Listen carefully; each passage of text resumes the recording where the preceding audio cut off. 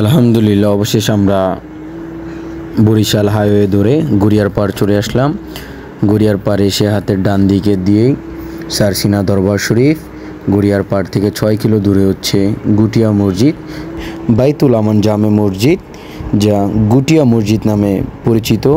দেখতে দেখতে আমরা সেই গুটিয়া মসজিদের সামনে চলে আসলাম। হাতের ডান দিকেই হচ্ছে গুটিয়া মসজিদ বা বাইতুল আমান জামে মসজিদ।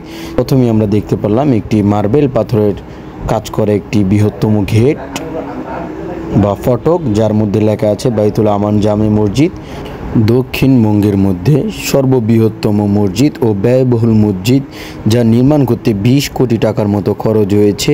এবং অত্যন্ত সুন্দরতম মসজিদ হচ্ছে বাইতুল আমান জামে মসজিদ। বাইতুল আমান জামে মসজিদ বা গুটিয়া মসজিদ অবস্থিত উজিরপুর উপজেলার বরিশালে। এটি প্রতিষ্ঠা করেন এস শরফুদ্দিন আহমেদ সাহেব। 16ই ডিসেম্বর 2003 সালে এটি প্রতিষ্ঠা করেন।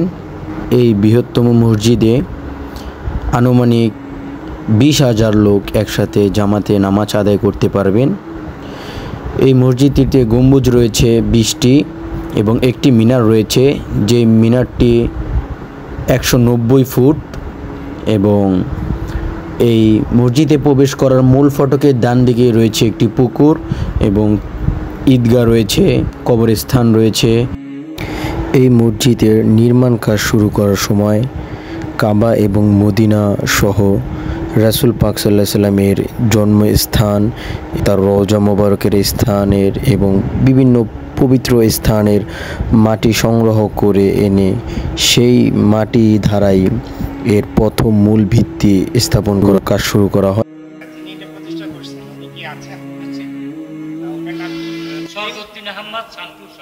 উনি কি শুধু নিজের অর্থায়নই করছে? আপনি খেদমতে আছেন কত বছর এখানে? এটা কি নামাজের আগ মুহূর্তে একটু খুলে দেওয়া হয়? এই যে পুরো এরিয়াটা, এটাই কি মসজিদের আয়তন? মানে উনি এটা কি মানে জনগণের জন্য মুক্ত করছেন না উনি নিজে? জনগণের জন্য অবস্থান করছে। আচ্ছা, এই মসজিদে কি নামাজের পরে মিলাদ ক্যাম্প হয়?